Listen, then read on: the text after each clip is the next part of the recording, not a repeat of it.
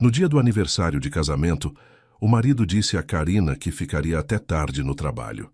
Ela decidiu passar no restaurante para buscar a sobremesa favorita dele. Por causa da camisa branca e da calça preta, foi confundida com uma nova garçonete, recebeu uma bandeja e foi mandada para o salão reservado. E foi quando estava na porta que Karina ouviu a voz do marido. Bem-vindos! Aqui é o Léo, do canal Recanto das Histórias, com mais uma nova história para vocês. Antes de começarmos, escrevam nos comentários de onde estão nos assistindo. Esperamos que gostem da história de hoje. A manhã no apartamento deles começou como qualquer outra manhã dos últimos 6 meses, em silêncio, com cuidado na ponta dos pés. Karina acordou antes do despertador, ainda no escuro, e ficou por um tempo olhando para o teto, pelo qual uma faixa de luz do poste da rua rastejava devagar. Ao lado, Daniel respirava pesado, virado para a parede. Ela se levantou lentamente apoiada no cotovelo, olhou para a nuca dele, para os fios prateados na têmpora, para a pinta familiar no pescoço e pensou: hoje ele vai lembrar com certeza. 10 anos atrás, nesse mesmo dia, eles saíram do cartório sob uma chuva fina de outono, e Daniel, rindo, cobriu-a com o próprio paletó e depois a carregou no colo até o carro porque o salto dela havia quebrado. Essa história Karina havia contado para as amigas tantas vezes que às vezes ela mesma já não sabia se lembrava do dia ou apenas das suas histórias sobre ele. Ela se levantou, jogou o velho roupão de banho nos ombros e saiu em silêncio para a cozinha. No peitoril ficava a sua Violeta, que ela regava com o mesmo cuidado com que um dia havia cuidado do relacionamento deles. Karina ligou a chaleira e pegou sua xícara favorita, a que tinha a alça lascada.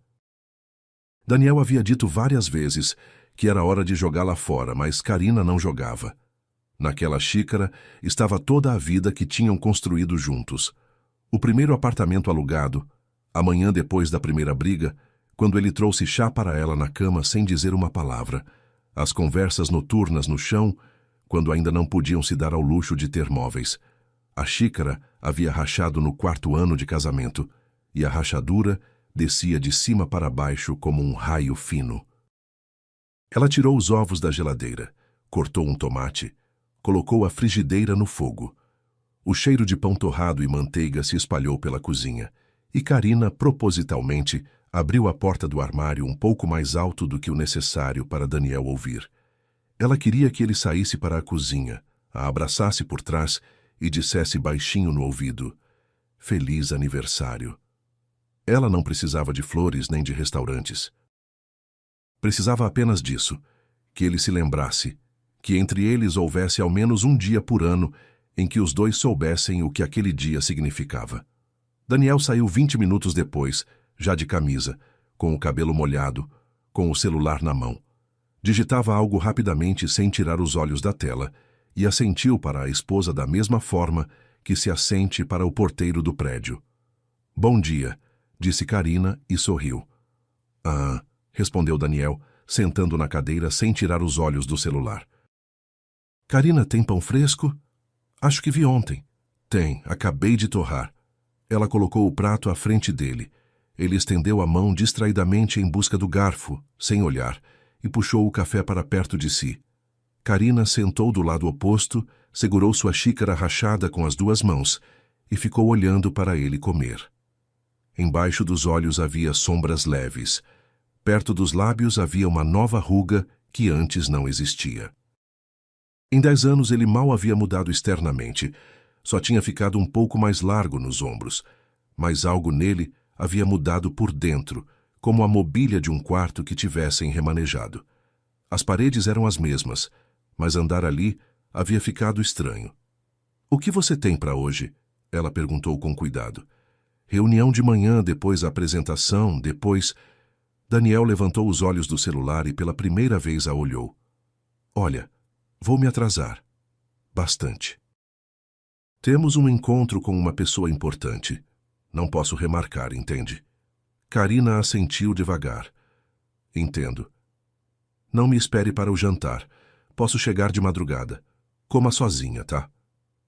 Ele disse isso como se fosse uma terça-feira qualquer, não o dia em que, 10 anos atrás, ele a cobria com o paletó sob a chuva de outono. Daniel, ela chamou baixinho. Hoje. Karina hesitou e nessa pausa sentiu como algo dentro dela se contraiu e afundou, na região do estômago, como um elevador descendo. Hoje, ela queria dizer, é nosso aniversário. Queria ver ele se bater na testa, dizer, meu Deus, me perdoa, seu idiota. Queria que ele se levantasse e a abraçasse, e que todo aquele elevador afundado voltasse a subir. Mas Daniel já estava terminando o café.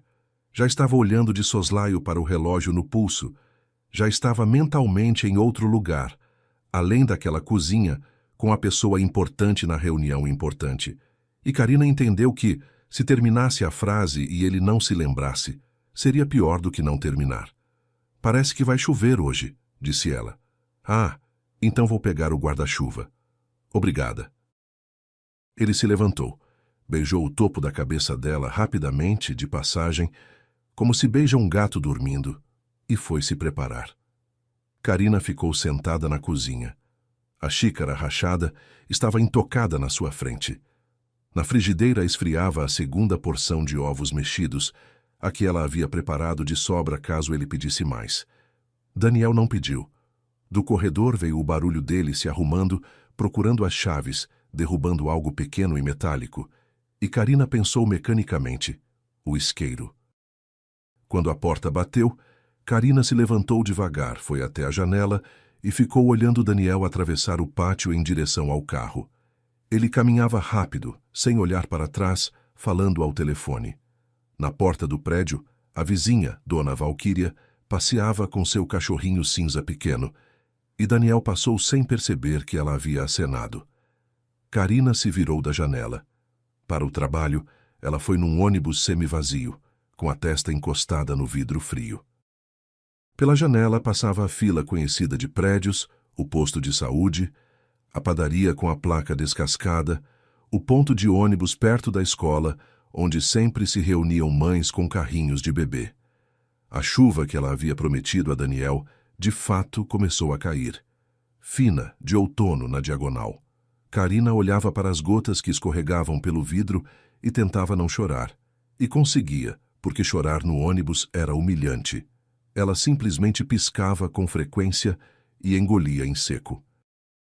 No escritório foi recebida por Silvana do setor ao lado, gordinha, barulhenta, de suéter laranja vivo.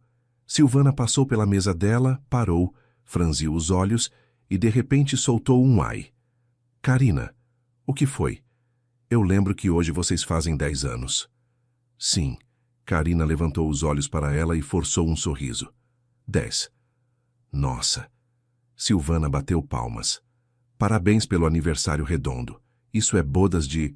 Qual é o nome mesmo? O que o Daniel te deu de presente? Ele... Karina hesitou. Ele está sobrecarregado. Tem uma reunião importante hoje, a gente comemora depois. Silvana franziu os olhos com ainda mais atenção. Silvana trabalhava naquele escritório há muitos anos e estava casada há muitos anos. E Silvana tinha um radar interno que captava a falta de sinceridade na voz de outras mulheres melhor do que qualquer aparelho. Tá, disse ela com uma entonação indefinível e colocou na frente de Karina um pequeno saquinho de papel. Isso é para você. Bombons com licor. Peguei de tarde no aniversário da nossa Tamara. Parabéns, querida. Karina pegou o saquinho e, por algum motivo, quase chorou exatamente por causa dele. Por causa de Silvana, que ela nem considerava uma amiga próxima. Por causa do saquinho de papel amassado com 3 bombons. Por causa de uma mulher estranha e agitada de suéter laranja que se lembrava dos seus 10 anos melhor do que o homem com quem os havia vivido. Obrigada, disse Karina. De verdade, Silvana. Obrigada. O dia passou devagar. Karina mecanicamente abria planilhas, mecanicamente arrastava números, mecanicamente respondia e-mails. No almoço, ela desceu ao refeitório, pegou sopa e salada, sentou numa mesa perto da janela e, enquanto comia, ficou pensando e pensando. Pensava que Daniel ultimamente estava diferente. Não raivoso, não indiferente, mas como se estivesse sempre em outro lugar. Como se morasse do outro lado de uma parede. Quando falava, olhava para além dela. Quando abraçava, abraçava pelos ombros como se abraça um amigo. Quando respondia, respondia com 2 palavras a mais do que o necessário. E agora, no dia do 10º aniversário deles, ele havia dito tranquilamente que se atrasaria, sem mencionar a data nem uma única vez. Carina percebeu que estava amassando o guardanapo. Amassando, alisando e amassando de novo. E naquele momento, em sua cabeça, como um clique suave de um interruptor velho, algo mudou. Não raiva, não mágoa, mas teimosia. Uma teimosia simples, feminina, silenciosa, que nas mulheres da sua idade desperta, quando se sentir com pena de si mesma, se torna humilhante demais. Tudo bem, pensou Carina. Tudo bem. Não lembrou, mas essa noite ninguém cancelou. E já que ela é minha, eu mesma a faço. Ela se lembrou do restaurante onde eles um dia comemoraram o primeiro encontro com um piano antigo. Ficava num bairro antigo, no piso inferior de um sobrado com degraus para baixo, uma porta de madeira pesada e um sininho de bronze sobre ela. Naquela época, 14 anos atrás, eles tinham entrado por acaso, porque Daniel não sabia para onde levá-la, e simplesmente dobrou na primeira entrada onde havia luz amarela. Lá um pianista idoso tocava algo lento. O salão cheirava a pão fresco, canela e café, e na mesinha deles havia um pequeno abajur verde. Daniel na época havia pedido para ela aquele rocambole de pistache porque o viu na vitrine, e por algum motivo decidiu que Carina iria gostar. O rocambole era frio, levemente azedo, com uma cobertura de pistache esfarelado, e Carina se lembrava do sabor até hoje. Ela havia comido aquele rocambole com uma colherzinha, e Daniel a olhava de longe, do jeito que os homens olham só pela primeira vez, e dizia palavras sem sentido, e em certo momento disse: "Quero envelhecer com você." O alpiano antigo ainda funcionava. Carina sabia disso, porque às vezes passava perto no ônibus e toda vez pensava: tenho que aparecer um dia. Ela e Daniel nunca haviam voltado lá nenhuma vez nos 10 anos. A princípio não tinha tempo, depois era caro, depois simplesmente pararam de ir a esses lugares juntos. E aquele rocambole eles nunca mais encontraram em nenhum outro lugar. Hoje eu entro lá, pensou Carina. Compro o rocambole, levo para casa, acendo uma vela, ponho a mesa para 2 e fico sentada esperando ele até meia-noite. E quando ele chegar, vou colocar o rocambole na frente dele sem dizer nada, e que ele mesmo se lembre. E se não lembrar, tudo bem, então não é necessário. Com essa decisão ela se sentiu mais leve. Algo dentro dela se endireitou, como uma mola de colchão velho que finalmente encontra a posição certa.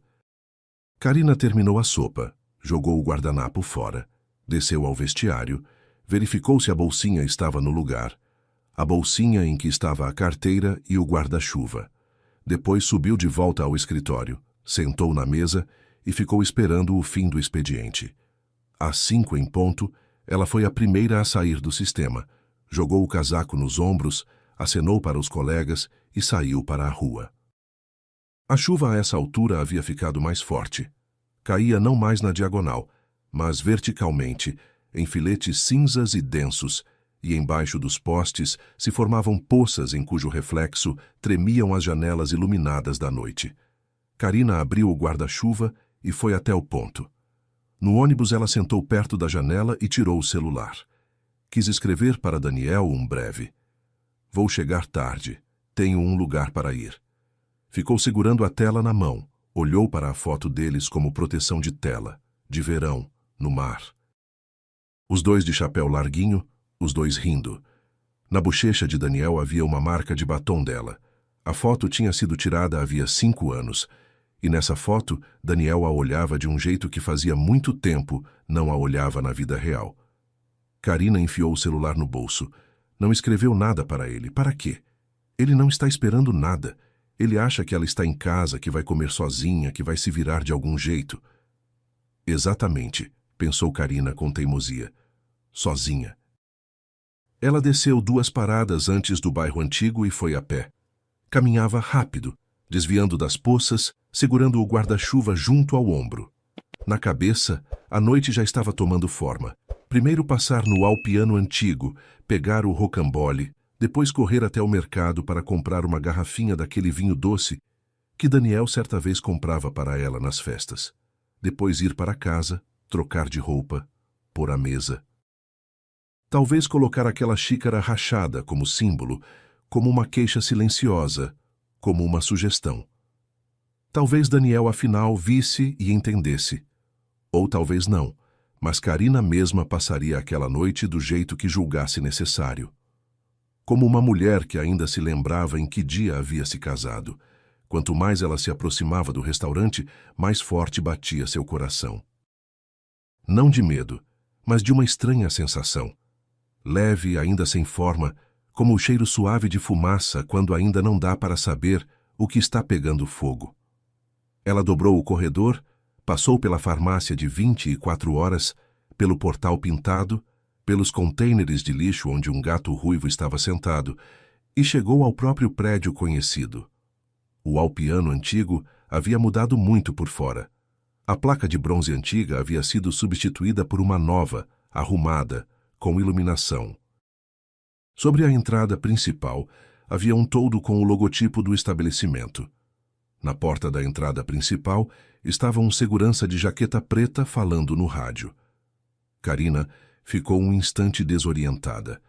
Ela se lembrava da entrada modesta de antes com o sininho, e aqui estava tudo disposto de uma forma nova, moderna, cara. Da entrada principal vinha música abafada, constante, sem letra.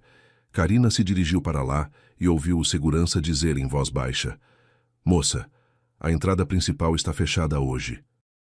Tem um banquete evento privado. Se for a trabalho, é pela entrada de serviço na lateral." Karina abriu a boca para dizer que não era a trabalho, que havia vindo só buscar uma sobremesa para a viagem, que era apenas cliente, mas o segurança já havia se virado, respondendo no rádio. A chuva batia no ombro dela.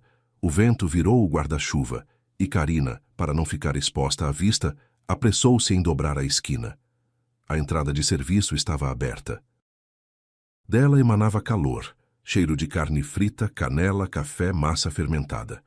Pelo corredor estreito, circulavam pessoas em uniforme de garçons, camisas brancas e calças pretas, cozinheiros de avental, uma moça com bandeja, um rapaz com uma caixa de garrafas. Perto da parede estava uma mulher alta e nervosa, com uma pasta na mão. No peito ela usava um crachá. Larissa, gerente. Larissa brigava com alguém ao telefone, com o aparelho preso entre o ombro e o ouvido, e ao mesmo tempo repreendendo uma garçonete jovem. Eu disse 10 minutos, não 20. Tenho salão, tenho pessoas, tenho um cliente que há 6 meses nos deixou na mão e hoje concordou. Você entende?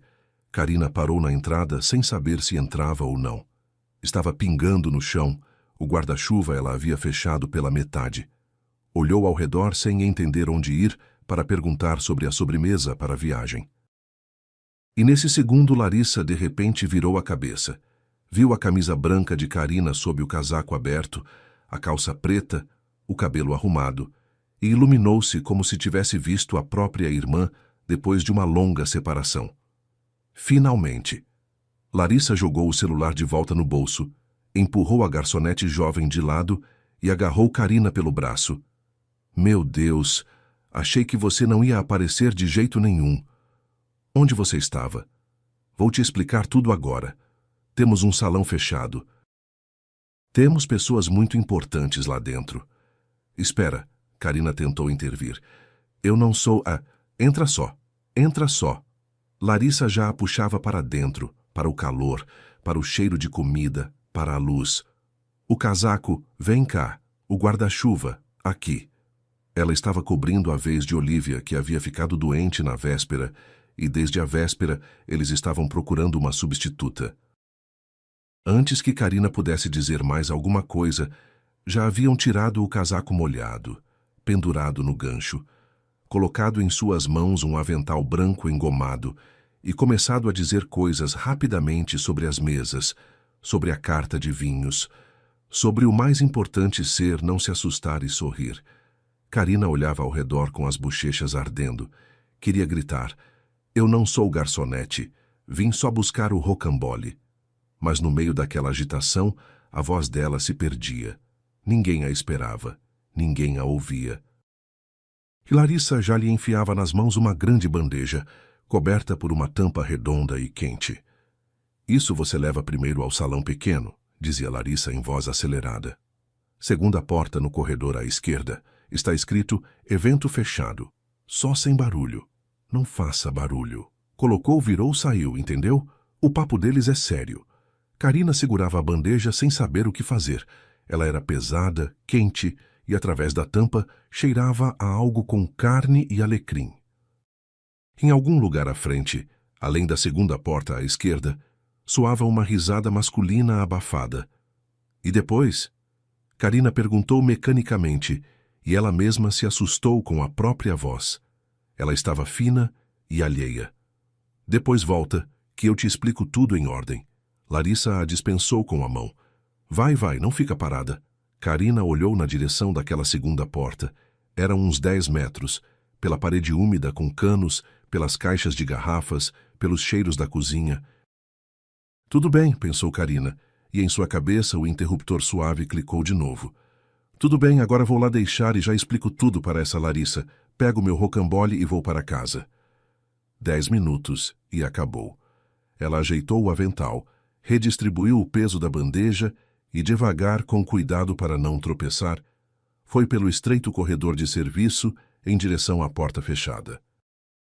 O corredor era estreito, mal iluminado, com paredes cinzas pelas quais se estendiam canos de encanamento, pintados com tinta a óleo cheia de escorridos.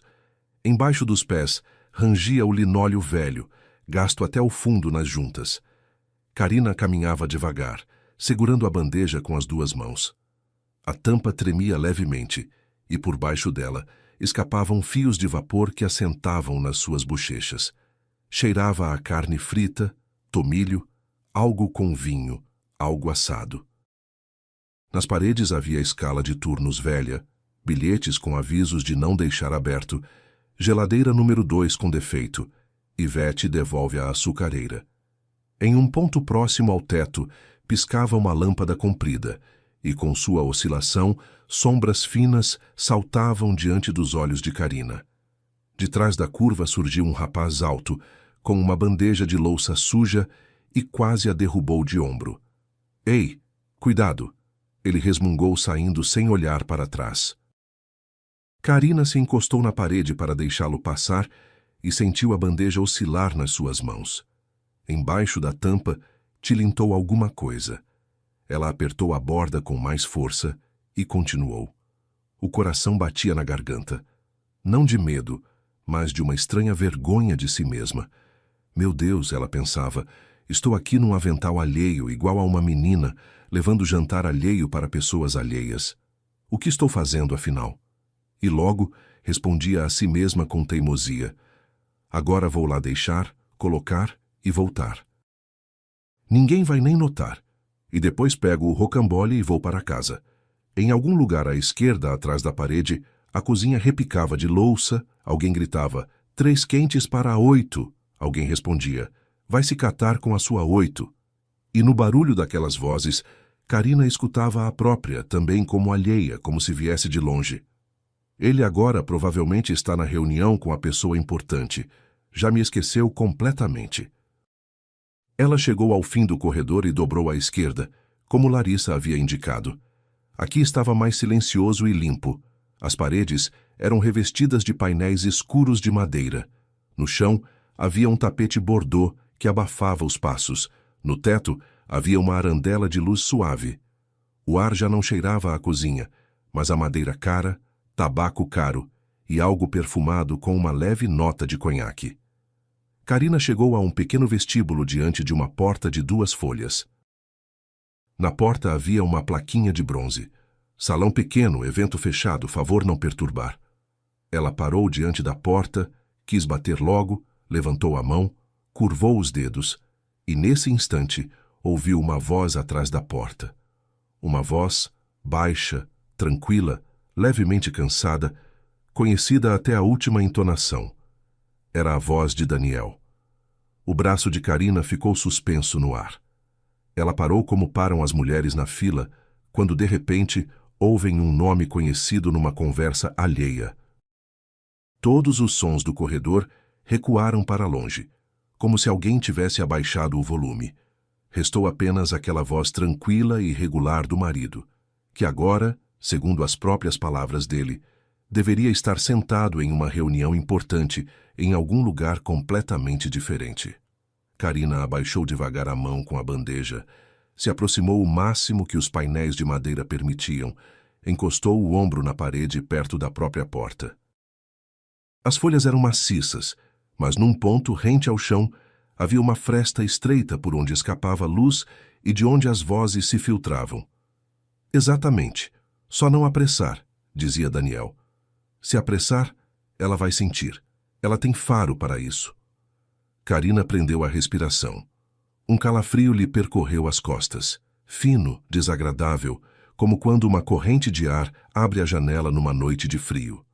Uma outra voz respondeu, masculina, um pouco mais aguda, com uma leve rouquidão. A voz de quem está acostumado a falar muito e fumar muito. Daniel, quanto tempo mais você vai enrolar? Faz 2 meses que a gente conversa. O arquivo está conosco. Estou pronto para assinar o adiantamento amanhã mesmo. Manda. O que você está esperando? Não estou esperando, Rogério. Estou calculando os riscos. Calcule mais rápido. Meu lançamento é em dezembro e quero fazer tudo de uma vez. As gravações antigas. 1. A inédita. 2. O documentário. 3. Quero tudo junto. Uma terceira voz seca, pausada, com aquela dicção especial, pela qual Carina reconhecia advogados sem errar. Vozes assim ela havia escutado pela última vez quando foi assinar uma procuração para a mãe. Chamo mais uma vez a atenção das partes. Sem a assinatura da herdeira direta não saímos do lugar. Todos os documentos que o senhor me trouxe, Daniel, são por ora apenas papel. Preparação burocrática. A chave da porta está com sua esposa. A assinatura virá, disse Daniel com calma. Eu disse, só não se agitem. Carina ficou de pé junto à parede, abraçando a bandeja quente ao peito.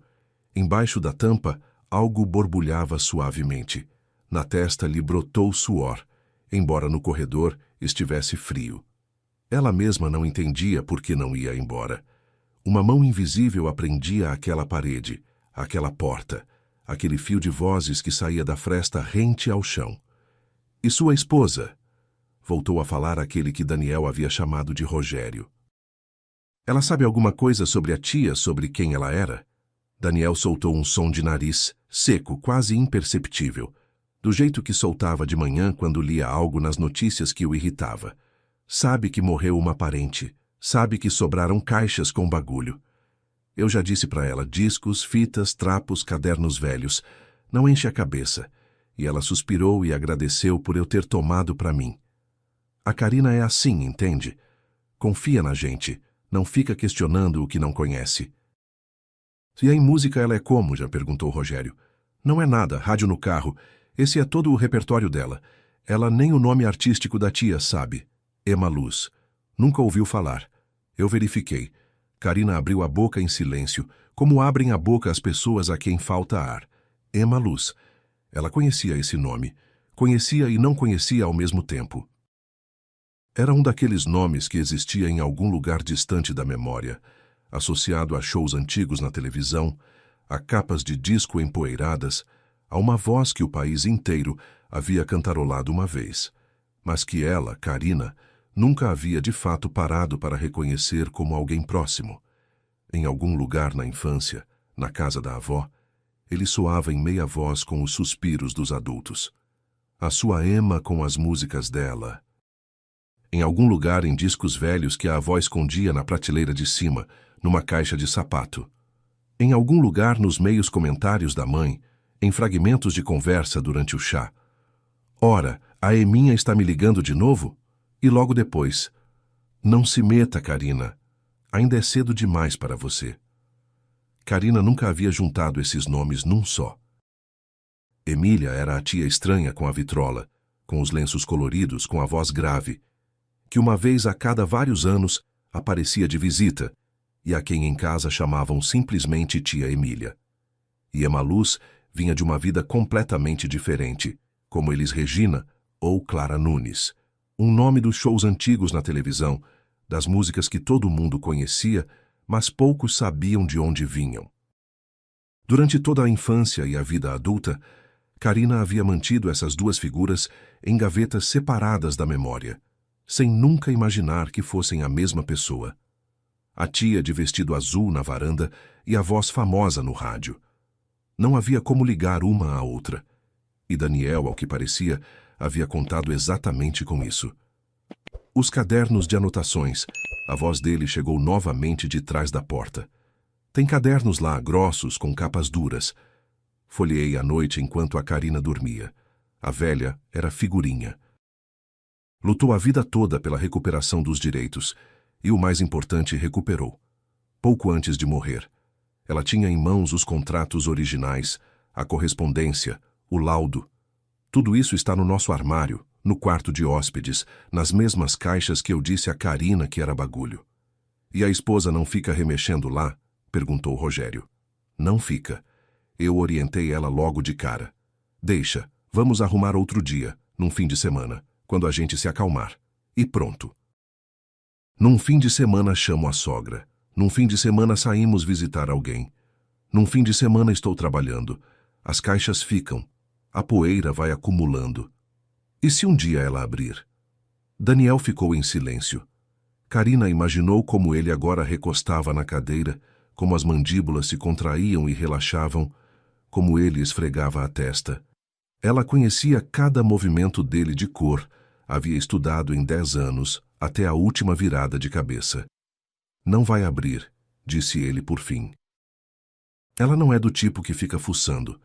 Vai chorar em cima dos vestidos da tia, vai relembrar a infância, como elas tomavam chá juntas no sítio, e vai guardar. O principal é não deixar ela abrir os cadernos de partitura sozinha. Se abrir, vai ver as notas, as letras, vai ver o que está escrito na folha de rosto, Emaluz, e vai começar a perguntar.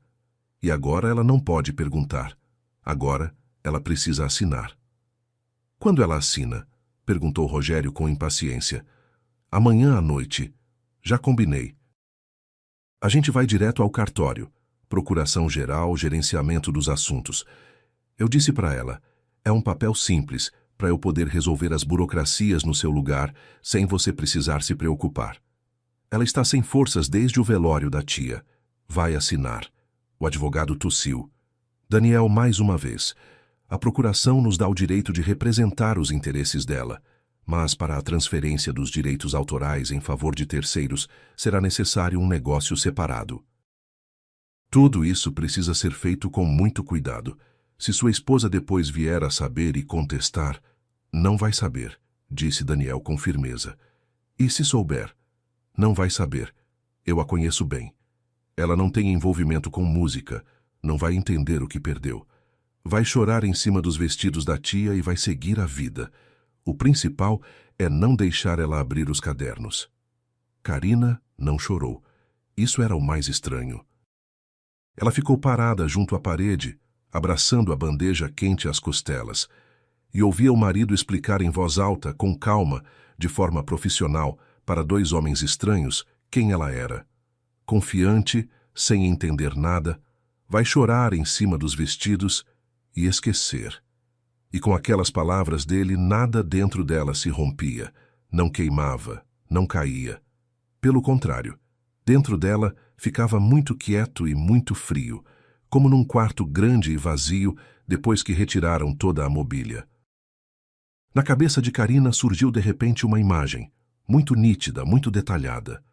Ela devia ter uns 9 anos, verão na fazenda da avó. Está sentada nos degraus de madeira quentes da varanda, comendo morango com leite numa tigela esmaltada. Da janela aberta vem uma voz feminina, grave, aveludada, com uma certa aspereza nos tons mais baixos. A voz canta algo lento, quase sem palavras, puxando um som comprido, como quem puxa um fio de um novelo. Karina levanta a cabeça, espreme a janela. E lá dentro, na penumbra, está sentada tia Emília, sentada simplesmente numa cadeira, de vestido azul com flores brancas grandes, cantando para si mesma. Na mão há um cigarro aceso. Na mesa há uma vitrola velha que não está ligada, mas Emília canta assim mesmo, como se dentro dela houvesse um disco só dela. A avó na época apareceu da cozinha, viu a pequena Karina na janela e acenou. Karina, não perturba a tia, com ela isso acontece. E a tia virou a cabeça, viu Karina, sorriu só com o canto da boca e piscou e cantou um pouco mais alto. Essa voz, ela se lembrava. Só agora, junto à porta do salão fechado, num avental alheio, com uma bandeja alheia nas mãos, Karina, pela primeira vez na vida, entendeu de quem era aquela voz. E porque metade do país a conhecia, sem nunca ter sabido o nome verdadeiro de quem cantava. Atrás da porta, os copos tilintaram. Daniel disse algo sobre prazos, Rogério, algo sobre transmissões. O advogado algo sobre registro. As vozes se confundiram, como se alguém tivesse baixado o volume de novo, só que agora nos ouvidos de Karina. Ela sentiu que as mãos lhe fraquejavam. A bandeja havia ficado de repente muito pesada. Moça! Veio de trás dela, e Karina quase deixou tudo cair. Ela se virou. Pelo tapete em direção a ela, caminhava rapidamente um homem, baixo, de constituição forte, de camisa preta com as mangas arregaçadas. No pescoço havia fones de ouvido finos, nas mãos, um rolo de fios pretos e uma pequena caixa metálica parecida com um estojo. O rosto era simples, curtido pelo sol, com as sobrancelhas levemente erguidas, como se ele estivesse sempre um pouco surpreso com tudo. Moça, ele repetiu baixando a voz e se aproximou. Para onde você está levando essa bandeja? De onde você veio? Karina o olhava e não conseguia organizar as palavras em ordem. Me mandaram levar ao salão pequeno. Ele rapidamente a olhou de cima a baixo. Camisa branca, calça preta, nenhum crachá no peito, nenhuma etiqueta no avental, mãos tremendo, rosto pálido demais, risca no cabelo natural demais, pouco profissional. Algo naquela mulher estava fora do lugar, e ele via isso. Faz quanto tempo que você trabalha aqui? 10 minutos. Karina disse quase sem voz. 10 minutos. Eu não trabalho aqui. Vim buscar um rocambole, o de pistache. Eles têm uma confeitaria aqui no restaurante. Pedi de manhã, ia buscar, e uma mulher no corredor me interceptou. A Larissa, acho, disse, vista o avental, leve a bandeja ao salão, depois a gente acerta. Eu fui.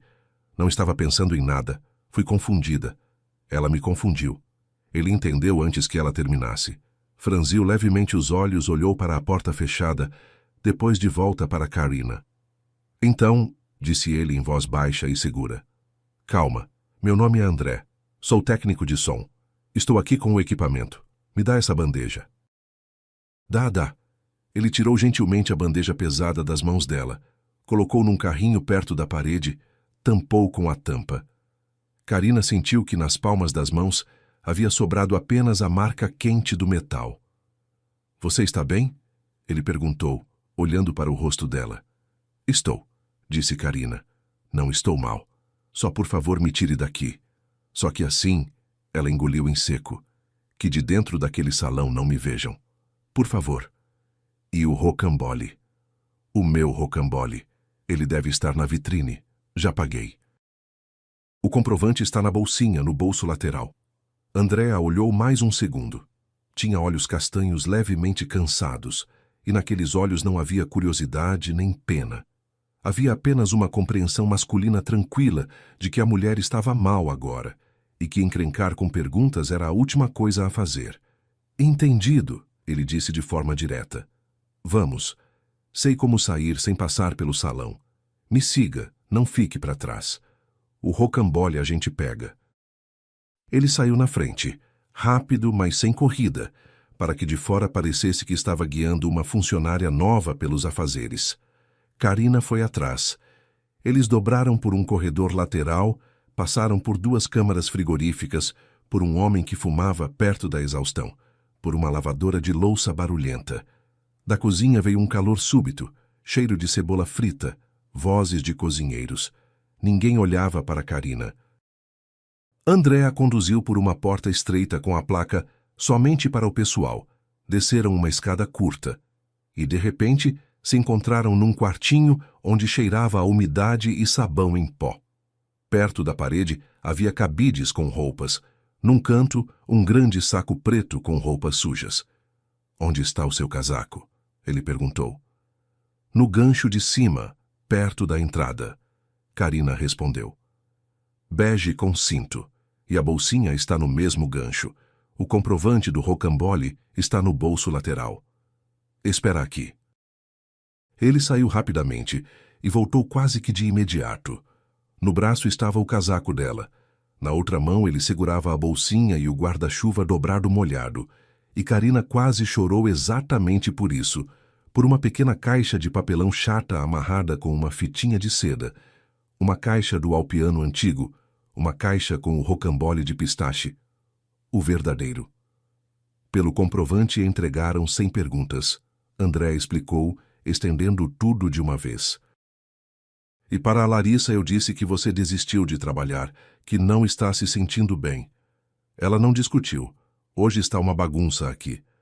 Carina pegou a caixa e, por algum motivo, foi exatamente por ela, pelo papelão quente com a fitinha de seda, que pela primeira vez em toda aquela noite os lábios lhe tremeram. André desviou os olhos, dando-lhe um segundo. "Vou te levar pelo pátio dos fundos", disse ele. "Tem estacionamento lá. Você pega um táxi ou, se quiser, eu chamo. Por esse lado ninguém te vê. Do salão pequeno não saem por aqui." "Obrigada", Carina disse baixinho. Ela se vestiu, abraçou a caixa com o rocambole ao peito e André a conduziu passando pelos contêineres de lixo, pelas caixas de embalagem vazia, pela cancela de serviço até a rua. A chuva a essa altura havia quase parado e o asfalto brilhava de preto à luz dos postes. Na beira da calçada estava um táxi com a luzinha verde. André levantou a mão e o carro se aproximou. "O endereço você mesma diz?" ele perguntou, abrindo a porta. "Eu mesma", Carina respondeu. "Se precisar de alguma coisa..." Ele ficou um instante indeciso. "Se precisar, trabalho no estúdio daqui do restaurante. Todo mundo aqui me conhece. André, técnico de som. Só por via das dúvidas. Cheguei em casa bem, tá?" Carina assentiu. Entrar no táxi sem derrubar a caixa revelou-se por algum motivo muito difícil. Ela se acomodou no banco de trás, pôs a caixa com o rocambole no colo, como se coloca no colo uma criança.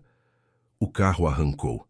Pela janela passou a placa de bronze do alpiano antigo, o toldo com o logotipo, o segurança de jaqueta preta, o poste, a poça, e tudo isso devagarzinho recuou para a escuridão, para a noite alheia.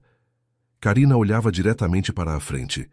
No colo estava a caixa com o rocambole de pistache que ela queria comprar para o marido no 10º aniversário deles. Dentro de Carina estava muito quieto. Não doía, não assustava. Quieto. Como se alguém tivesse tirado dela todos os sininhos que haviam tocado dentro dela durante os últimos 6 meses. E em vez deles, havia agora apenas uma compreensão simples, muito clara. Ela chegaria em casa agora, colocaria o rocambole sobre a mesa da cozinha, o cobriria com um pano de prato, e Daniel, quando chegasse de madrugada, não deveria ler nada no rosto dela. Absolutamente nada. Nenhuma ruga. Por enquanto, nenhuma. Daniel chegou em casa à 00:30. Carina ouviu a chave virar brevemente na fechadura, as chaves baterem nas mesinhas, a mala cair pesada no chão, o agasalho farfalhar no cabide. Todos esses sons ela sabia de cor. A cada noite, nos últimos 10 anos, ela os recebia como marca do retorno dele. E todas as noites eles significavam a mesma coisa. Chegou vivo, está em casa. Esta noite, eles significavam outra coisa. Significavam: chegou o homem a quem ela pela manhã ainda chamava de marido, e agora nem sabia como chamar. Ela estava sentada na cozinha de roupão com o cabelo solto. Na frente dela havia uma caneca de chá há muito frio. A luz estava suave, só o pequeno abajur sobre a mesa. No peitoril batucava em silêncio o velho radinho que Karina havia ligado para preencher o silêncio. Estava passando algum programa noturno sobre viagens. Uma voz feminina falava sobre uma pequena cidade no interior, sobre igrejas antigas e sobre um lago em que se refletem as estrelas. Karina não escutava. Ela apenas se segurava naquela voz, como num corrimão. Na mesa à sua frente estava a caixa com o rocambole de pistache, coberta por um pano de prato limpo. Karina não a havia aberto. A trouxe assim do táxi, a deixou assim. Ela já no vestíbulo havia decidido que não mostraria a caixa a Daniel, que se comportaria como se nada houvesse acontecido. Como se tivesse ficado em casa a noite toda, esperando, lendo um livro, lavando a louça, algumas coisinhas, como se não existissem corredor de serviço, avental, fresta na porta. "Você ainda não dormiu?" Veio do corredor. Na voz de Daniel havia cansaço, talvez um pouco exagerado. "Não dormi", Karina respondeu com naturalidade. "Estava te esperando."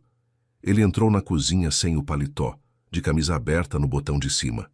O cabelo estava levemente despenteado. Embaixo dos olhos havia um cansaço pesado, de verdade.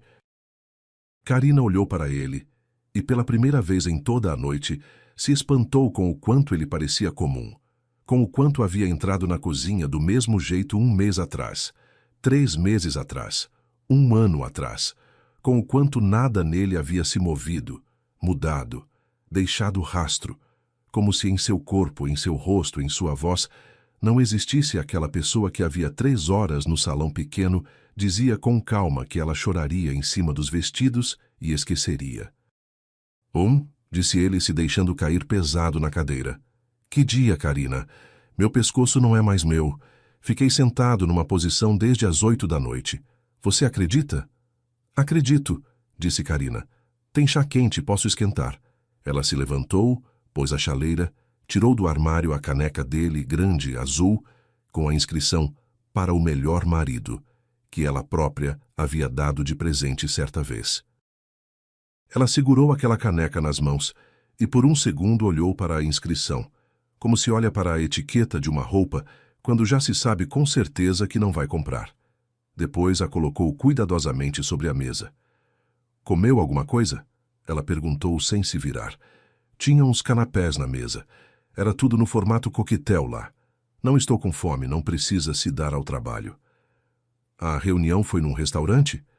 Karina perguntou isso com voz corriqueira, como se perguntasse sobre o trânsito. Ela propositalmente não se virou para não revelar o rosto. "Num café.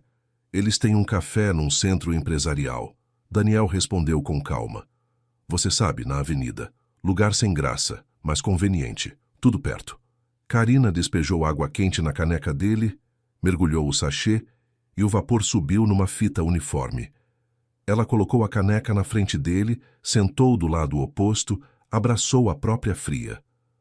No rádio começou uma música instrumental suave, algo lento no piano. Karina olhava para o vapor sobre a caneca e pensava: mentiu. Mentiu assim tão facilmente, como se fosse 2 mais 2. Não piscou, não gagueou. "Com quem você foi?" Ela continuou com a mesma voz uniforme. "Quem é essa pessoa importante?"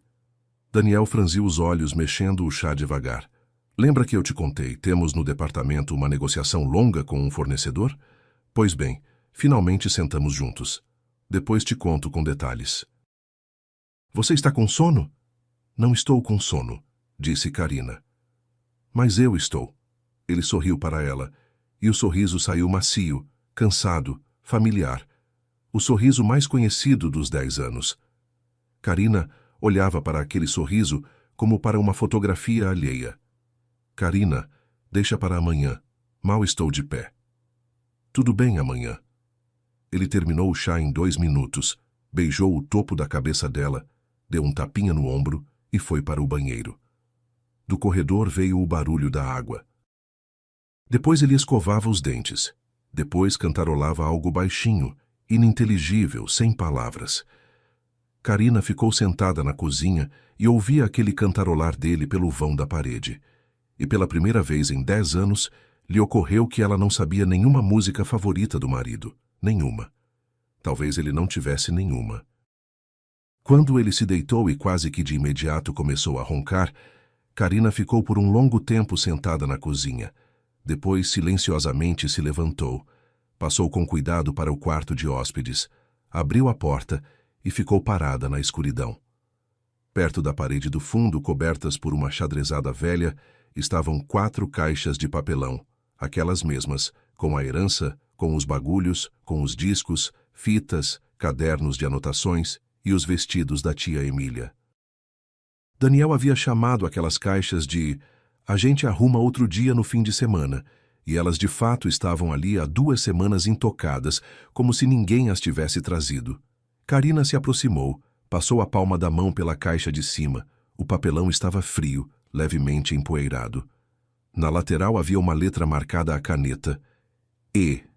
Emília, ou como agora se revelava, Emma Luz. Ela não abriu nada naquela noite, simplesmente ficou parada. Ficou, e devagar fechou a porta. Não foi dormir. Passou para a cozinha, sentou num banquinho perto do peitoril, encolheu as pernas sob o corpo e ficou assim até de manhã. O rádio, ela desligou e na cozinha ficou completamente silencioso. Só pela janela de vez em quando passava um carro raro, raspando no asfalto molhado. Na madrugada, Karina acabou cochilando com a têmpora encostada no vidro frio. Sonhou que era pequena, com 8 anos. Fazenda da avó, degraus da varanda, tigela de morango com leite. Que a tia Emília atrás da parede cantando algo lento, quase sem palavras. No sonho, Karina sabe que a tia está cantando só para ela. O despertador soou no quarto. Daniel resmungou e o desligou. Depois ficou se virando uns 15 minutos. Depois, afinal, se levantou. Karina o recebeu na cozinha já lavada, penteada, de blusa limpa. Na frente dele havia mingau quente, ao lado uma caneca de café, queijo fatiado, pão. Tudo como sempre, tudo como habitualmente. 10 anos, uma manhã igual a outra. "A que horas você chega hoje?" Ela perguntou, colocando a leiteira para ele. "Por volta das 6, 7, vou tentar." Ele deu uma mordida no sanduíche, olhou no celular. "Temos cartório às 8. Passo para te buscar às 6. Então sai do escritório mais cedo." "Tudo bem," Karina assentiu. "Documentos, RG, tudo isso coloca na bolsinha. Senão, de novo, vamos pirar atrás de tudo." "Vou colocar." "Karina."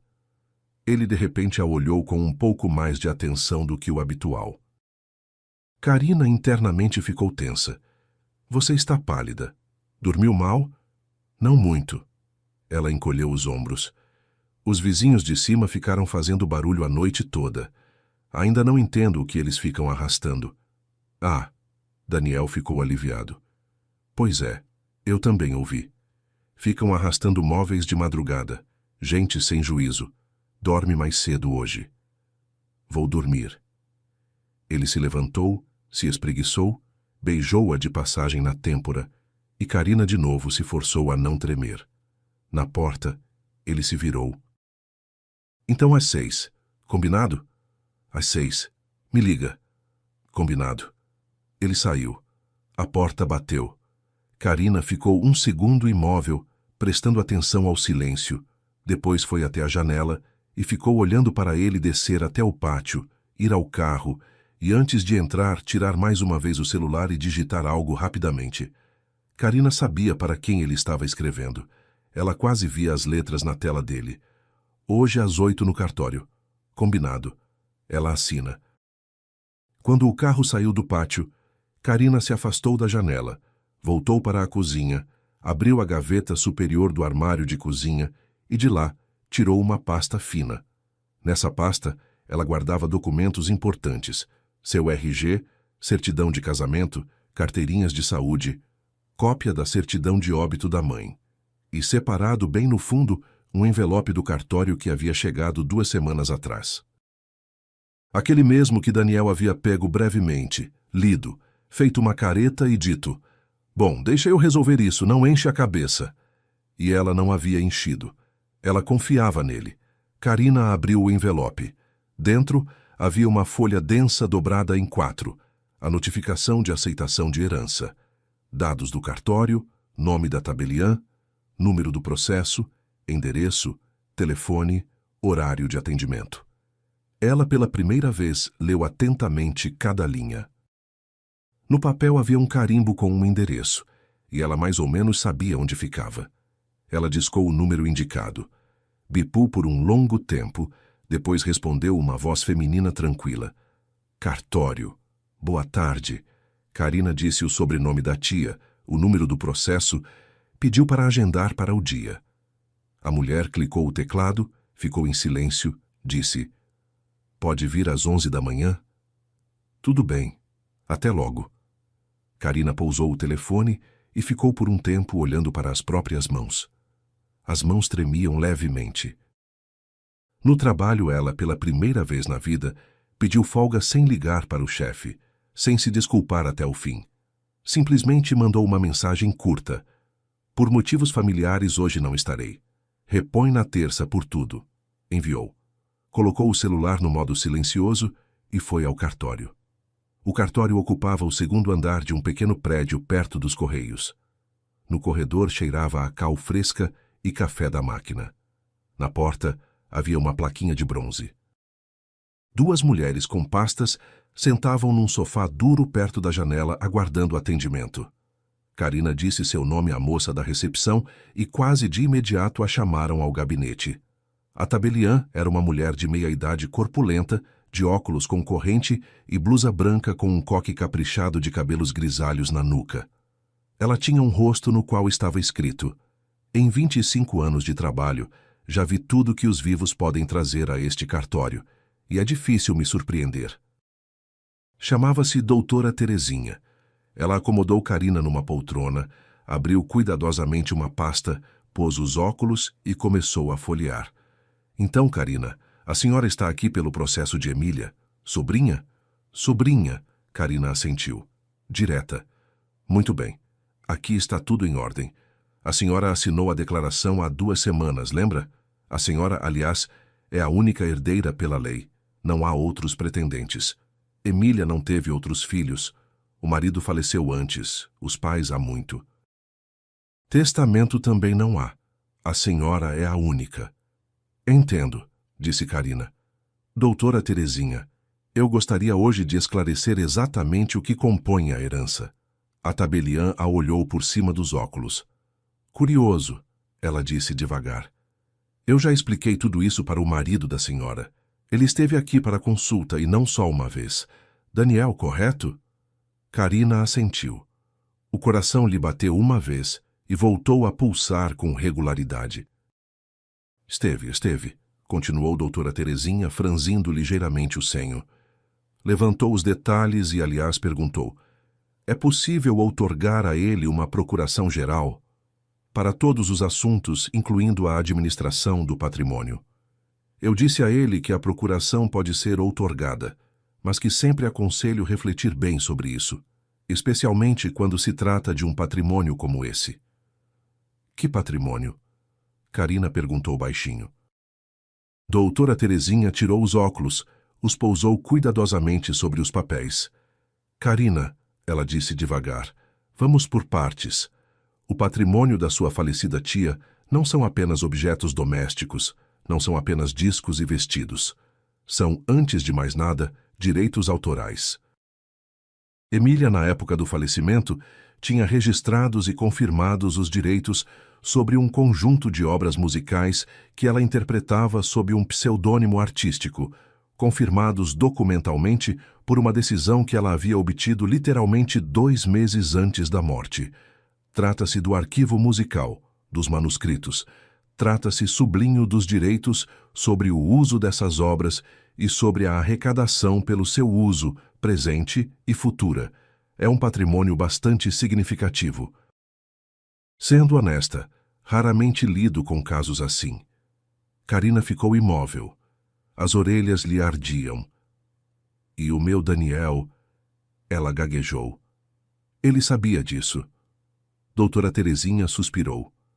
No rosto dela, passou aquela expressão que aparece nas pessoas que há muito trabalham com histórias familiares alheias, quando começam a suspeitar em que exatamente estão sendo envolvidas. Carina, direi assim. Daniel esteve aqui 2 vezes. Na primeira vez, para informações gerais. Expliquei a ele que a herança nesse processo é, antes de mais nada, os direitos sobre o arquivo criativo. Ele pediu para esclarecer qual poderia ser o valor aproximado. Eu disse que nenhum avaliador vai dar um número exato, porque aqui não é escritório de avaliações, mas que é um patrimônio sério e que em processos do tipo aparecem somas expressivas. Na segunda vez ele veio já com uma pergunta concreta. É possível outorgar a ele uma procuração geral em nome da senhora? Eu disse que tecnicamente é possível, mas que preciso ver a senhora pessoalmente. Pedi a assinatura da senhora. Sem a assinatura não outorgo. Obrigada por não ter outorgado, Carina disse quase inaudível.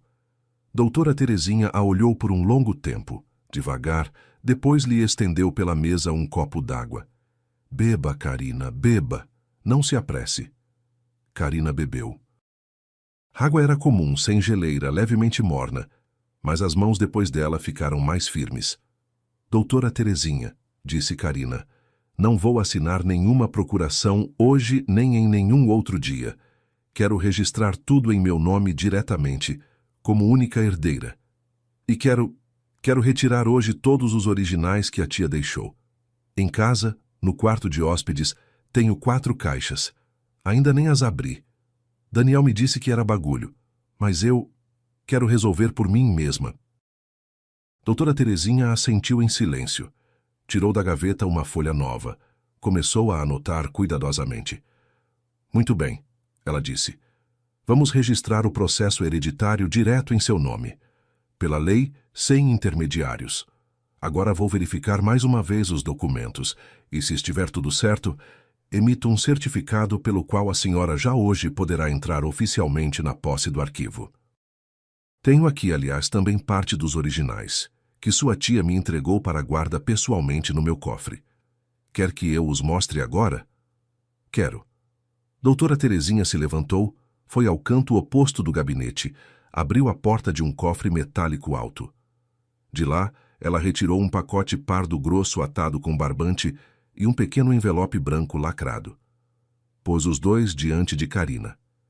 Isso, ela apontou para o pacote, são os originais dos documentos de recuperação da autoria, a decisão, o laudo. Não os perca, por favor. E isso, ela tocou delicadamente o envelope branco com o dedo, é uma carta pessoal. Emília a deixou literalmente 1 semana antes de morrer. Pediu para entregar somente a você, pessoalmente, e somente após o registro da herança. Hoje é o momento certo. Carina pegou o envelope. Era fino, leve. No anverso, com uma caligrafia grande e levemente trêmula, estava escrito: para a minha Carininha, em mãos próprias. Ela olhou por um longo tempo para aquelas 3 palavras, depois disse bem baixinho, muito baixinho: Doutora Terezinha, Posso ler bem aqui? Claro, a tabeliã respondeu suavemente e se virou para a janela para não constrangê-la com o olhar. Carina, com cuidado para não rasgar, abriu o envelope com a unha. Dentro havia uma única folha dobrada ao meio, arrancada de um caderno escolar comum. As letras iam irregulares, com leve inclinação para a direita. Em alguns pontos, as linhas escorregavam para baixo. Visivelmente a tia escrevera deitada com a mão pesada. Carininha, minha menina, começava a carta. Se você está lendo isso, é porque eu afinal consegui. Consegui recuperar meu nome. Não entregues minhas músicas para aqueles que vão te dizer que você não entende nada disso. Uma vez eu já acreditei numa pessoa assim. Ele me explicou tudo muito lindamente.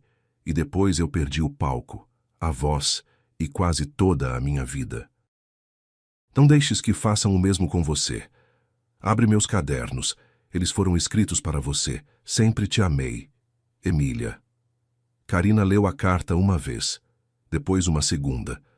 Na terceira vez, ela baixou devagar a mão com a folha, encostou a testa na palma E pela primeira vez em toda aquela noite e nessa manhã chorou em silêncio, sem soluço, sem som.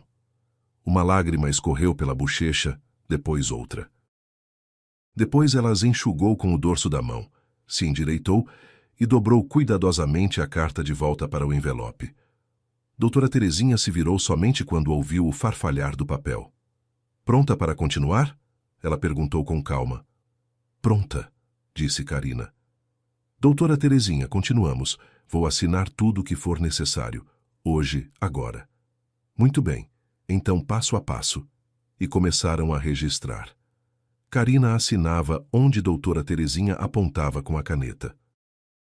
Entregava os documentos, ouvia sobre os procedimentos de transmissão, sobre a proteção dos direitos, sobre o registro. Na cabeça dela, gradualmente se formava uma imagem simples e muito nítida. As caixas que há 2 semanas ficavam no quarto de hóspedes cobertas pelo xadrezado. Na verdade, não eram poeira, trapos e bagulhos.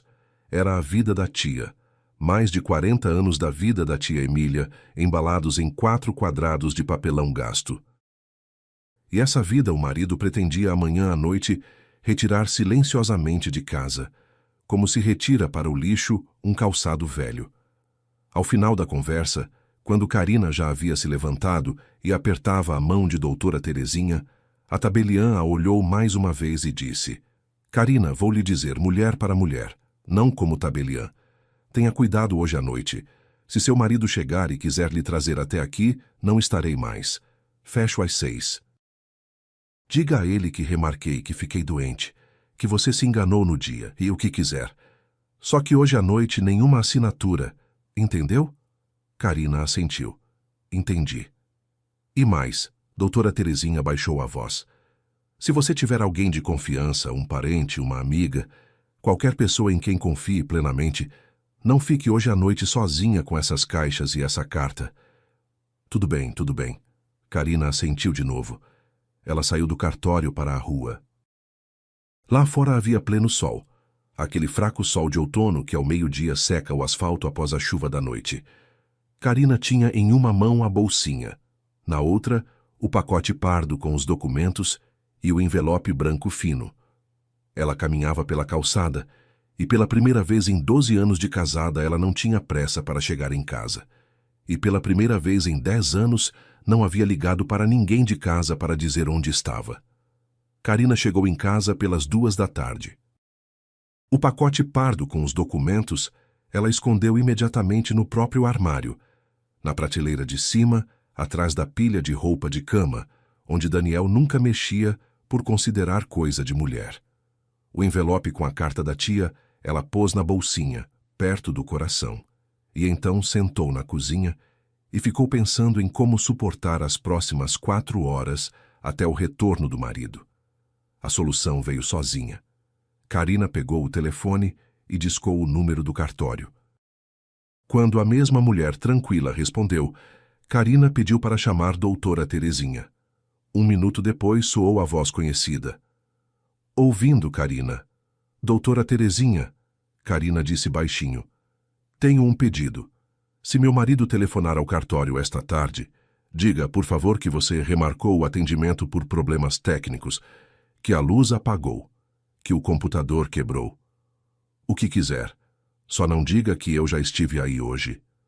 Houve uma pausa na linha. "Muito bem," respondeu doutora Terezinha com calma. "Hoje saio às 7. Vou dizer à secretária que hoje não temos horário para ninguém. Para ninguém mesmo. Entendeu?" "Entendi. Obrigada." "Carina," a tabeliã acrescentou baixando a voz. "A senhora pensou bem. Ainda dá para colocar tudo isso em suspenso, dormir com a cabeça mais fria. Estou falando como mulher." "Eu já pensei," disse Carina. "Obrigada." Daniel chegou pontualmente às 6, como havia prometido. Estava animado, levemente agitado, com uma certa alegria nervosa na voz. Carina havia aprendido em 10 anos a reconhecer esse estado nele. Era assim que ele ficava sempre antes de negociações importantes, de entrevistas, de casamentos alheios.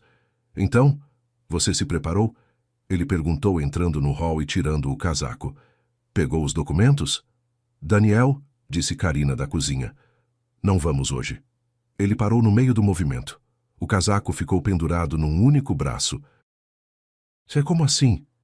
Eu já tinha ligado, doutora Terezinha remarcou. Algo no computador deles não está funcionando. Disse que na semana que vem. Daniel pendurou o casaco devagar. Se virou devagar. Quando você ligou? Umas 4, acho. Por que não me avisou? Te mandei mensagem, você não respondeu, isso era verdade. Ela de fato havia enviado a ele 2 horas antes uma mensagem curta. Não atendem no cartório. Daniel verificou o celular. A mensagem estava lá. Ele não havia reagido a tempo porque estava numa reunião, e isso o irritava mais do que qualquer outra coisa. Droga, ele murmurou. Tudo bem, semana que vem, certo. Certo, semana que vem. Ele foi para a cozinha, encheu um copo d'água, bebeu de uma vez. Karina via como a mão da caneca tremia levemente. Via como ele pensava freneticamente no que fazer agora, como explicar a Rogério, como não perder os prazos. Ela o olhava e pensava, meu Deus, ontem de manhã eu teria corrido consolar ele, e hoje apenas observo.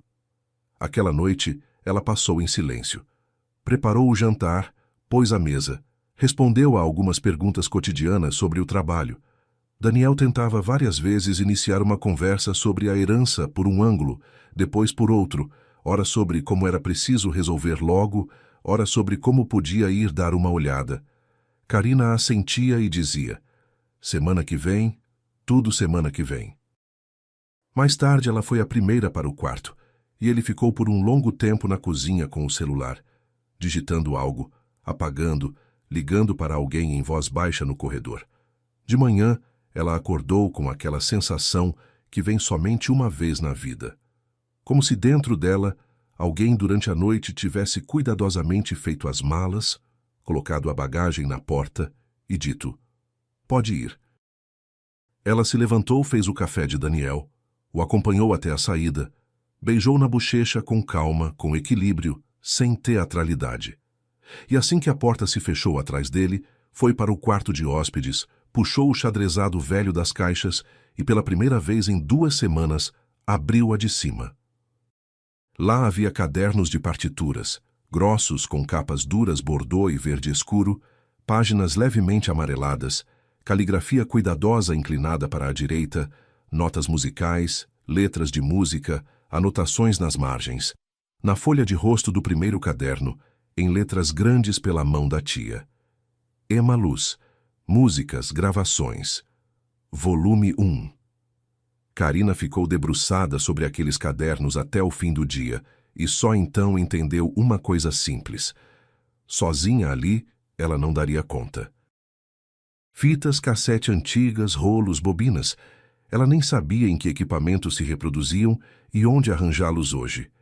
E ouvir a tia ela, precisava fazer por si mesma, com os próprios ouvidos, sem intermediários como Daniel, que depois contariam à própria maneira. Então ela se lembrou de André. O número dele não havia guardado. Naquela noite, junto ao táxi, eles nem ao menos haviam trocado contatos. Mas André próprio havia lhe dito, trabalho no estúdio do nosso restaurante. Todo mundo aqui me conhece. Karina entrou na internet, encontrou a página do Ao Piano Antigo. Na seção de parceiros havia um pequeno estúdio de gravação com o mesmo endereço. Ligou. Uma voz feminina jovem respondeu que André estava no turno e se ofereceu para passar o recado. Karina deixou o nome e pediu que, se possível, ele ligasse de volta. Ele ligou 2 horas depois. É Karina, ela disse. Do restaurante. Da época do restaurante. Me lembro. André respondeu com calma, e Karina ouviu que ele estava sorrindo mesmo sem vê-lo. Achei que você não apareceria. Pensei, talvez fosse melhor assim, não me meter.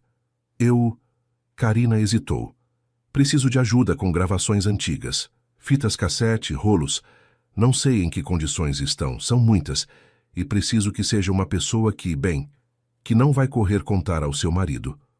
Não corro, disse ele. Me dá o endereço? Eles combinaram de se encontrar num café pequeno perto da casa dela, em território neutro. Karina levou uma fita, a mais velha, com a inscrição Concerto Verão. André chegou com a mesma camisa preta de naquela noite, com uma bolsa puída na tiracolo. Pediu café preto, nada mais. Pegou a fita com cuidado, como se pega um pássaro ferido.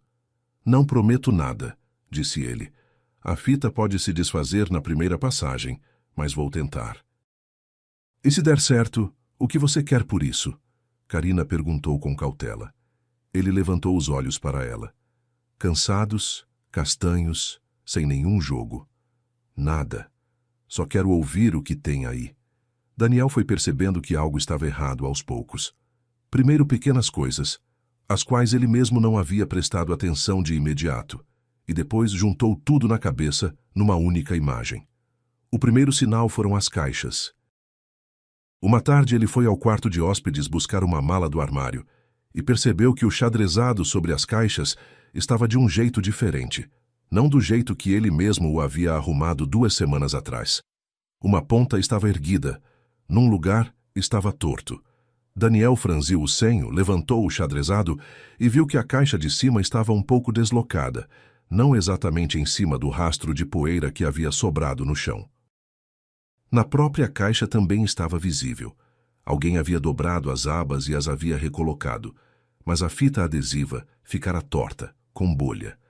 Daniel ficou sobre a caixa por meio minuto. Não disse nada. Recolocou cuidadosamente o xadrezado. Mas em sua cabeça, algo pela primeira vez clicou. O segundo sinal foi a noite dela. Ele começou a acordar por Carina não estar ao lado. 1, 2 noites seguidas. Levantava e ia ao corredor, e na cozinha havia o abajur pequeno aceso sobre a mesa, e Carina estava sentada no banquinho de fones de ouvido. Grandes, pretos, cobrindo o ouvido inteiro. Daqueles não havia na casa deles antes. Ao vê-lo, ela tranquilamente tirava os fones e dizia: "Não estou com sono. Ouço um pouco o rádio e deito." Daniel assentiu. Foi de volta para o quarto, mas na terceira noite ele notou que o fio dos fones ia não ao rádio, mas ao celular dela. E que no celular havia algo tocando, que ele não ouvia, algo comprido. O terceiro sinal foi doutora Terezinha. Daniel ligou ao cartório para remarcar o atendimento deles para mais cedo. A secretária educadamente respondeu que doutora Terezinha estava muito ocupada hoje. Daniel pediu para tratar do processo de Emília. A secretária fez uma pausa e também educadamente disse: "Daniel, não posso ajudá-lo com nada. Sobre esse processo tem direito de falar somente a herdeira pessoalmente." Ele pousou o fone e ficou por um tempo imóvel. Antes, essa mesma secretária lhe respondia livremente qualquer pergunta, e agora uma porta fechada, e o mais importante, a palavra herdeira, não sua esposa. A herdeira. O quarto sinal foi a tranquilidade dela. Carina parou de suspirar. Em 10 anos ele havia se acostumado com os suspiros miúdos e silenciosos dela. À tarde ela suspirava quando estava cansada, quando estava magoada, quando estava esperando alguma coisa. Esses suspiros ficavam no apartamento deles como um som de fundo, como o tic-tac do relógio na parede, e de repente sumiram. Carina andava pela casa contida, regular, sem movimentos supérfluos, lavava a louça com cuidado, colocava o jantar na frente dele com calma. Não perguntava como havia sido o dia, não propunha passear antes de dormir, ficava à tarde na poltrona com um livro e não levantava os olhos para ele a cada 5 minutos como antes. E isso o assustava mais do que qualquer outra coisa. No 5º dia ele não aguentou. Trouxe do trabalho um grande buquê de crisântemos brancos, daqueles que, como lhe parecia, todas as mulheres adoram em geral. Carina não gostava de crisântemos, especialmente brancos, lhe lembravam velório. Mas nesses detalhes ele em 10 anos nunca havia se aprofundado. Ele mesmo pôs as flores no vaso, mesmo cortou os caules na diagonal, mesmo encheu de água, esforçou-se até para sorrir daquele jeito caseiro, daquele jeito antigo, sentou diante de Carina à mesa da cozinha e começou a falar suavemente, com aquela mesma voz com que uma vez a persuadia a não chorar depois das brigas. "Carina", disse ele, "faz muito tempo que eu queria conversar. Sério, sem toda essa agitação." Carina fechou o livro, Pôs as mãos sobre os joelhos e ficou olhando para ele em silêncio. Entendo que você está estranha comigo ultimamente, continuou Daniel. E olha, talvez eu tenha errado na abordagem dessa história da herança. Não devia ter dito que era só bagulho. Eu só queria te poupar de mais uma preocupação. Você estava tão abalada depois do velório da tia. Karina ficou em silêncio. E aí apareceu esse produtor, um cara sério, que soube do arquivo e topou comprar tudo de uma vez. Por um valor bom, Karina, muito bom. Poderíamos quitar a dívida do apartamento, reformar o que a gente vem adiando há anos. Ele fez uma pausa. Enquanto isso, você fica aí ouvindo fitas de madrugada. Karina olhou para o buquê na mesa. As flores eram frescas, caras e indiferentes. Eu não fico ouvindo fitas, ela disse com calma. Estou ouvindo a tia. A tia? Daniel parou por um instante. Os cantos dos lábios lhe caíram. Então você já... Quem lhe deu acesso? Karina não respondeu. Simplesmente o olhava de modo uniforme, sem raiva, sem pena, como olha para uma pessoa que está vendo pela primeira vez a luz do dia. Daniel recostou na cadeira. As mandíbulas lhe trabalhavam. Tentou mais uma vez, num tom diferente, mais duro. Karina, o mercado musical é complicado. São contratos, direitos, cláusulas que a gente não conhece. Esses caras têm advogados experientes, e você pode acabar assinando algo sem entender o que está perdendo. Eu conheço esse ambiente, sei como funciona. Posso negociar por você, garantir um resultado melhor. Tudo o que preciso é de uma procuração. Eu sei, disse Karina. Exatamente qual procuração? Daniel perdeu a compostura de uma vez. Ele se levantou, empurrou a cadeira, foi e voltou pela cozinha pequena, a voz saindo mais alta do que ele provavelmente pretendia. Você tem ideia do quanto eu me dediquei para essa família? Do quanto eu abri mão? Sou eu quem resolve tudo, quem planeja as férias, quem senta com os seus parentes em todo o feriado. E a sua tia? O que ela construiu de concreto? Vivia no mundo dela, cantava para a plateia vazia. E agora que eu encontrei uma forma de aproveitar o que ela deixou, você me olha como se eu fosse o vilão da história. Karina o observava e via como uma faixa vermelha surgia no pescoço dele, como o canto esquerdo da boca tremia, como ele mesmo não percebia que havia respingado saliva na beira da mesa. E, de repente, ela não sentiu medo nem dor. Sentiu solidão por ele. Vergonha de ter passado 10 anos ao lado de um homem em quem aquelas palavras, ao que parecia, sempre haviam existido. Só que até então ele nunca as tinha soltado. Quando Daniel finalmente se esgotou e voltou a sentar, respirando pesado, Karina levantou com calma e foi até o quarto de hóspedes. Ele a seguiu com os olhos, sem entender.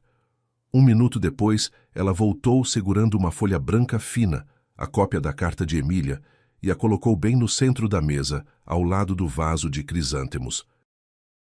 Lê, disse ela, até o fim. Daniel pegou a folha sem pressa, ainda irritado, como quem acredita que aquilo não mudará nada. Mas à medida que os olhos avançavam pelas linhas, sua expressão começou a endurecer. Karina via os lábios dele se moverem lentamente pelas palavras conhecidas. Carininha, minha menina, não entregues minhas músicas. Uma vez já acreditei numa pessoa assim. Ele terminou de ler e ficou imóvel por alguns segundos. Depois pousou a carta sobre a mesa com um cuidado estranho, quase delicado demais. Quando levantou os olhos para Karina, ela percebeu pela primeira vez em 10 anos que já não estava olhando para o marido, nem para um companheiro, nem para alguém arrependido. Apenas para um homem irritado porque algo que ele considerava seu estava escapando das mãos. E agora? Ele perguntou com a voz baixa. Karina ficou alguns segundos em silêncio. Depois respondeu com calma. Vou pedir o divórcio. Amanhã mesmo entro com a petição. Suas coisas você pode buscar no fim de semana. Vou ficar uns dias na casa da minha mãe. Daniel não respondeu de imediato. Olhou para os crisântemos sobre a mesa, depois para a carta, depois para Karina. Como se ainda tentasse entender em que momento, exatamente, havia perdido o controle da situação. Você vai se arrepender, disse por fim, com um fio de voz. Carina assentiu devagar. Talvez, mas não hoje. Ele tentou por mais uma semana. Ora ligava, ora mandava mensagem, ora ficava parado no prédio. Uma vez com ameaças de que sem ele ela não conseguiria nada, de que Rogério encontraria um jeito assim mesmo. Uma vez com flores novas, desta vez rosas, como se tivesse percebido o negócio dos crisântemos. Uma vez bêbado ao final da noite, apertando o interfone repetidamente. Carina não abria. O acesso a todos os documentos estava bloqueado para ele a essa altura. O advogado que doutora Terezinha havia indicado fez tudo com limpeza e rapidez.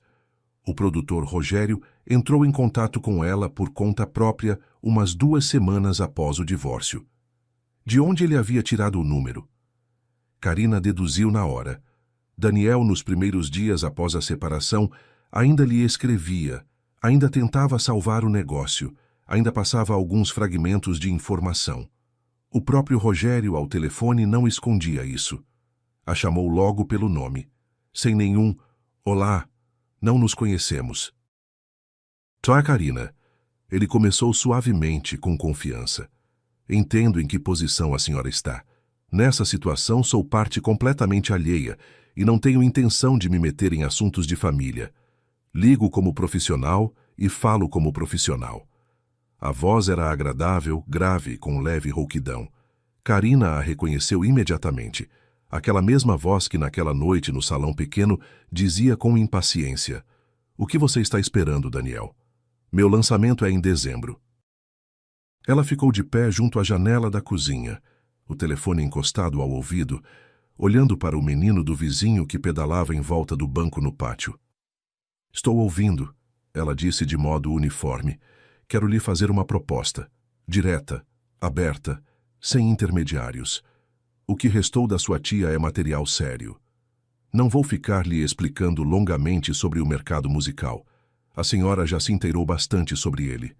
Pelo que entendo, proponho adquirir o arquivo inteiro.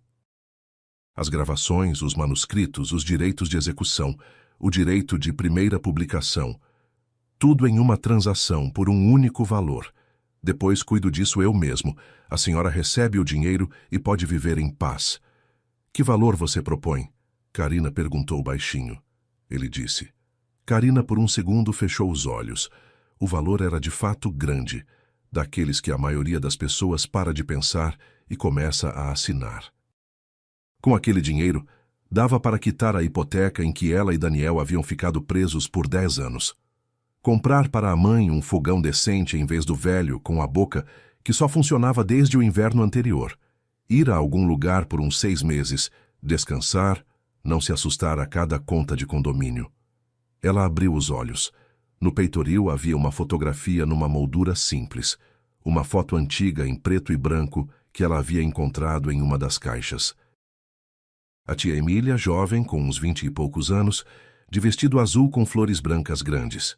No palco, ao microfone, os olhos semicerrados, os lábios com um leve sorriso. A tia olhava para algum ponto no salão, acima das cabeças, e olhava do jeito que olham as pessoas que sabem exatamente por que estão lá de pé. "Isso é um pagamento único," ela confirmou. "Isso é o valor total pela transmissão completa dos direitos," Rogério corrigiu. "Pagamento único, sem parcelamento, sem obrigações do meu lado de dividir receitas futuras. A senhora recebe o dinheiro, eu recebo o arquivo. Todos satisfeitos." "E a tia?" perguntou Carina.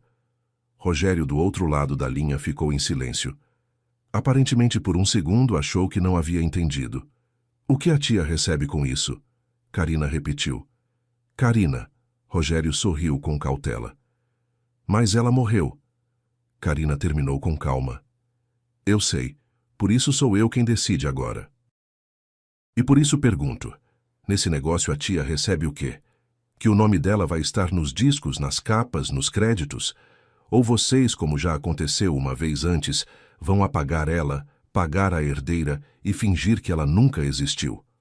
Rogério ficou em silêncio por mais tempo. "Isso será discutido," disse ele por fim de modo seco. "São detalhes técnicos." "Não são detalhes técnicos," disse Carina. "É o principal. Obrigada pela proposta, Rogério. Recuso.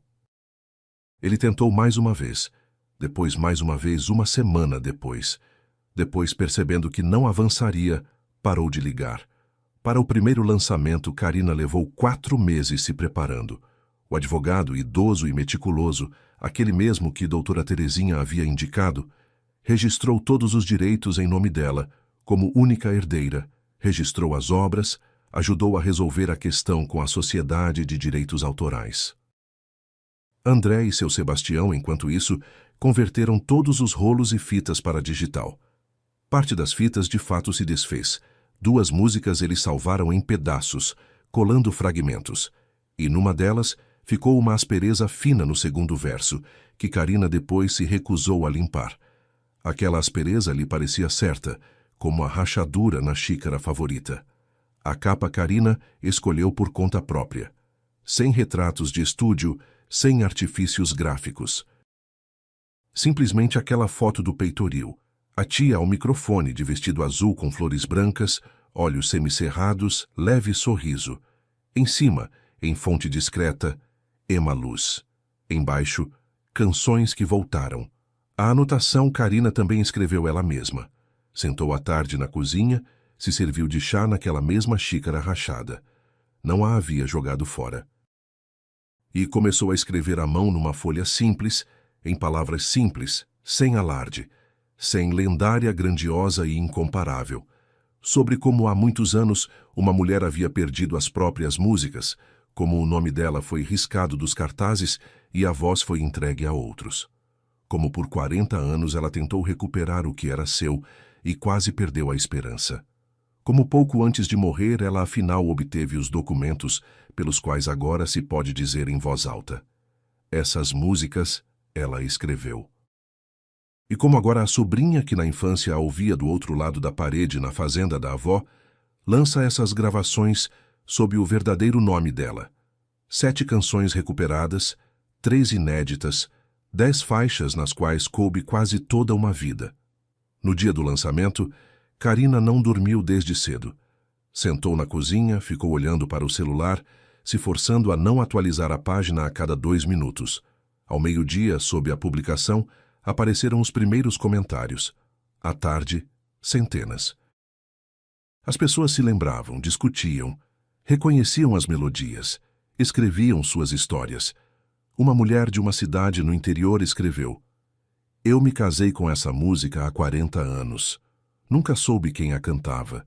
Obrigada por devolver o nome."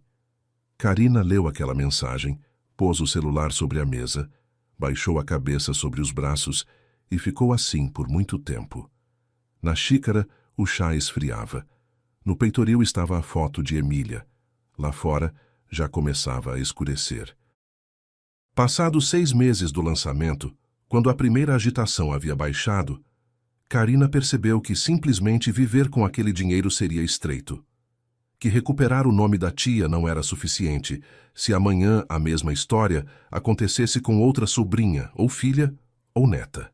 E ela foi à escola de música do bairro, aquela mesma que ficava do outro lado da rua, a qual ela própria havia ido ao coral quando criança.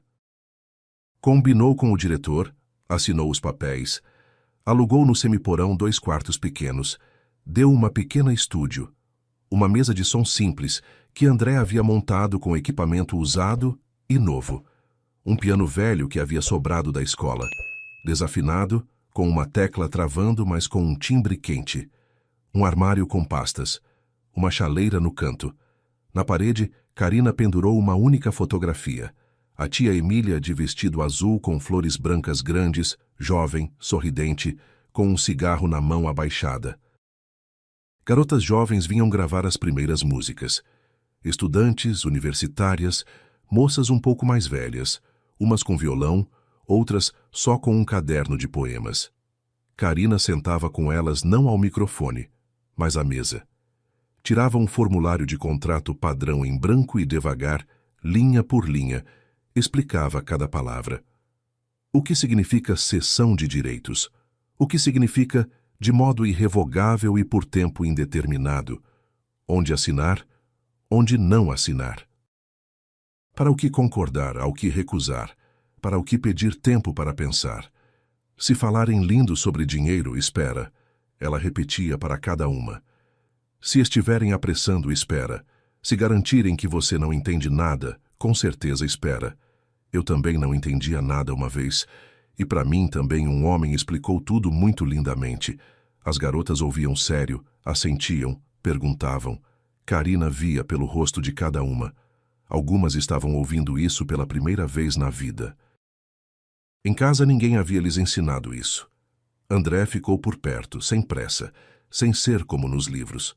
Primeiro ajudava na estúdio, aparecia à tarde, consertava algo, ajustava alguma coisa, sugeria qual fita digitalizar primeiro. Depois passou a aparecer assim, às vezes com uma torta da vizinha, às vezes com um livro que seu Sebastião havia recomendado. Depois, certa vez, ficou para o jantar. Karina ficou por muito tempo o observando. Depois de Daniel, ela estava aprendendo a confiar de novo do zero, como se aprende a andar após uma longa doença, a passos curtos, se segurando na parede. André não apressava. Ele era daqueles homens raros que sabem simplesmente estar ao lado e ficar em silêncio quando é preciso ficar em silêncio. Num dia de outono, no aniversário daquela mesma noite em que havia sido confundida com garçonete, Karina entrou no Ao Piano Antigo. O restaurante estava semi-vazio. Naquele horário, apenas casais de mais idade almoçavam.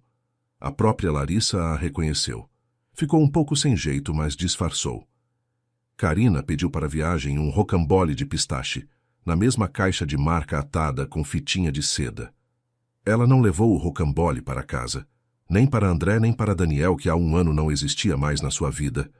Ela o levou para a estúdio, pôs sobre a mesa ao lado da foto de Emília e sentou em frente.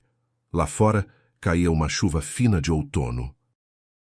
No piano do quarto ao lado, uma das alunas batia devagar uma melodia, insegura, com pausas, de novo. Então, tia, disse Karina baixinho, agora te ouviram. A fotografia ficou em silêncio, mas ficou em silêncio de um jeito diferente do que ficam em silêncio as fotos de pessoas esquecidas. Ficou em silêncio do jeito que ficam em silêncio aquelas que afinal foram chamadas pelo nome. E Karina entendeu o principal. A tia não lhe havia deixado as músicas, não os direitos, não o dinheiro. A tia lhe havia deixado uma coisa simples, o direito de decidir por si mesma como soar, e de não entregar a própria voz a quem acha que sabe melhor do que você que canção você deve cantar. Obrigado por terem escutado esta história. Aqui é o Léo, do canal Recanto das Histórias. Escrevam nos comentários o que acharam da história. Se gostaram, se inscrevam no canal e deixem seu like. Para vocês é um gesto simples, mas para nós faz toda a diferença.